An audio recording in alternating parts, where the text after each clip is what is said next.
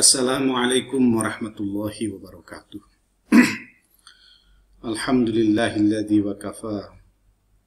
Wassalatu wassalamu ala khairil huda wa ala alihi wa ashabihi wa man ihtada. Amma ba'du. Pemirsa yang budiman, wabil khusus jamaah Masjid Al-Hasra yang dirahmati Allah. Puji dan syukur mari kita senantiasa panjatkan kehadirat Allah. Alhamdulillah, pada kesempatan kali ini kita masih dapat sama-sama melaksanakan berbagai macam aktivitas di bulan Ramadan yang spesial ini. Karena di bulan Ramadan tahun ini adalah Ramadan yang di dalamnya ada ujian yang begitu berat untuk kita semua di penduduk bumi ini. Berkait dengan itu, jamaah rahimakumullah, pengurus Masjid Al-Hasra memberikan perhatian penuh terhadap COVID-19 ini atau COVID-19. Yang diantaranya adalah dengan memberikan tema kepada saya. Pada kesempatan kali ini adalah temanya tentang ta'un dalam sejarah peradaban Islam. Karena dengan mempelajari sejarah, maka kita akan mendapati satu ibrah. Yang dengan ibrah ini, kita berharap kita dapat mengambil pelajaran yang baik untuk diri kita, sehingga kita dapat terselamatkan. Jamaah rahimakumullah, ibrah yang dapat kami sampaikan dalam sejarah, sesungguhnya wabah ta'un ini sudah berulang kali terjadi. Dan Jalaluddin Asyuti dalam karyanya berjudul Bazlul Ma'un fi Fazli Ta'un, yakni menggerakkan kepedulian, pertolongan kepada orang-orang yang terdampak dengan cara memberikan solidaritas pada masa ta'un atau masa wabah. Jadi ternyata pada masa Jalaluddin Asyuti yang beliau itu hidup tahun 800-an Masehi, itu sudah ada tentang kepedulian ini, bagaimana digerakkan supaya orang yang terdampak COVID ini bisa terselamatkan. Jamaah rahimakumullah, di dalam Bazlul Ma'un tadi Asyuti menjelaskan, karena ini adalah bagian dari sejarah, maka saya ingin mengungkap bagaimana sejarah ta'un di masa lalu.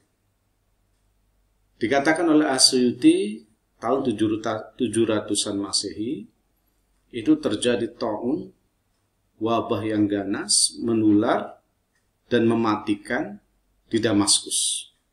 Dan cerita yang sering kita dengar adalah ketika Amirul Mukminin Umar bin Khattab hendak ke Damaskus, kemudian di tengah perjalanan beliau mendengar bahwa di sana ada ta'un atau wabah yang sedang menggejala, kemudian beliau memilih untuk tidak jadi melanjutkan perjalanan, dan pada saat itu diprotes oleh sahabat yang lain, wahai Amirul Mukminin, kenapa engkau beralih dari takdir ketetapan Allah? Apa kata Umar pada saat itu? Dengan cerdik Umar menjawab, ya, saya beralih dari takdir yang satu ke takdir Allah yang lain. Inilah yang namanya ikhtiar, jamaah. Ikhtiar itu pilihan. Oleh orang kita seringkali disebut ikhtiar itu usaha, padahal usaha itu kasab. Jadi inilah ikhtiar. Ikhtiarnya adalah bagaimana kita memilih pilihan-pilihan yang Allah berikan. Karena Allah sendiri mengatakan, innallaha la yughayyiru ma biqaumin. Allah tidak akan mengubah nasib suatu kaum hatta yughayyiru ma bi anfusihim. Sampai kemudian kaum itu mengubah nasib dirinya sendiri. Jadi jamaah rahimakumullah, apa yang terjadi di Damaskus pada saat itu? Ketika Umar sudah melakukan ikhtiar, yakni pilihan yang cerdas, dan itu adalah satu kaset untuk menghindarkan diri dari Tom, karena dalil-dalilnya cukup banyak.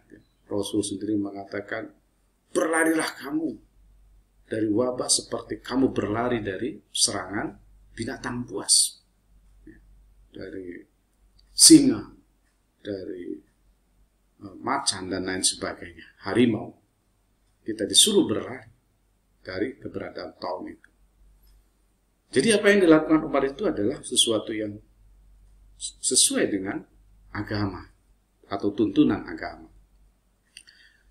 Nah, kemudian As-Suyuti menulis bahwa ketika terjadi wabah sedemikian rupa di Damaskus, kemudian orang-orang bersepakat untuk berdoa kepada Allah.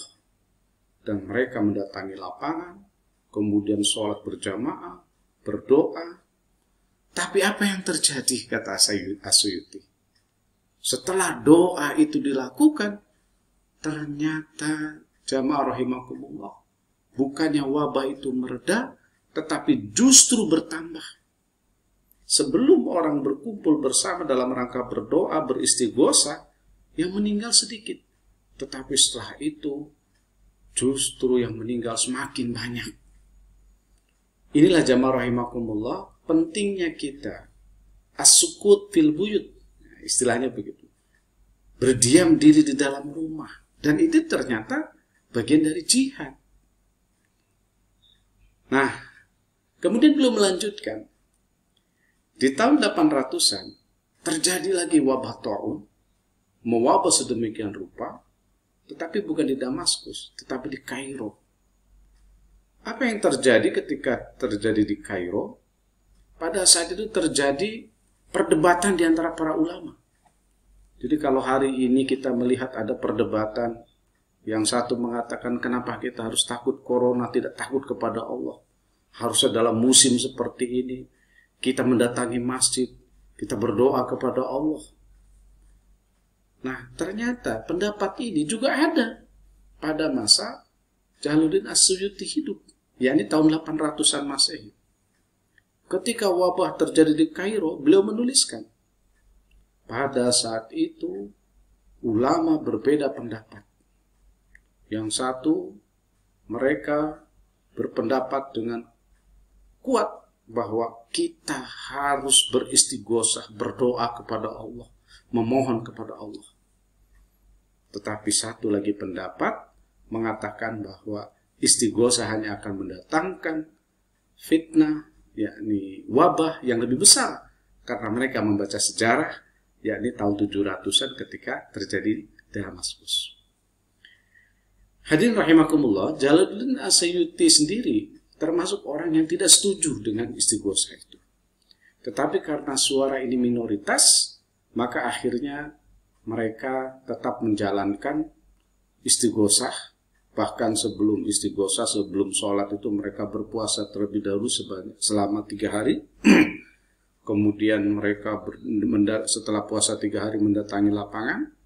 Dan mereka pun memohon kepada Allah Subhanahu wa Ta'ala tentang supaya diturunkannya, yakni rahmat Allah, dan dihilangkannya wabah Taun dari negeri atau dari kota Kairo, Mesir.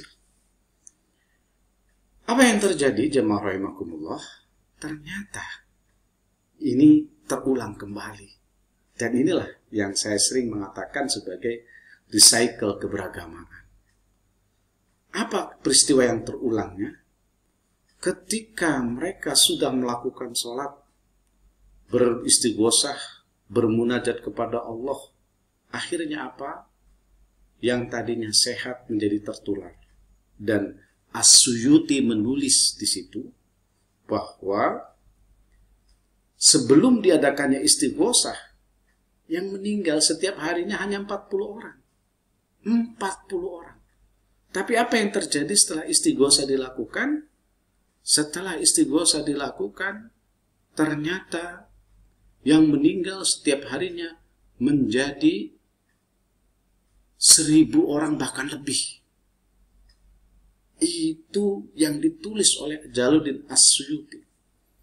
Jadi jamaah rahimakumullah, melihat dari sejarah peradaban Islam tentang ta'un ini, sesungguhnya kalau ada dua pendapat yang kontradiktif seperti saat ini, maka yang bijak adalah pendapat seperti yang dikeluarkan oleh Majelis Ulama Indonesia, oleh Muhammadiyah, dan ormas-ormas yang lainnya.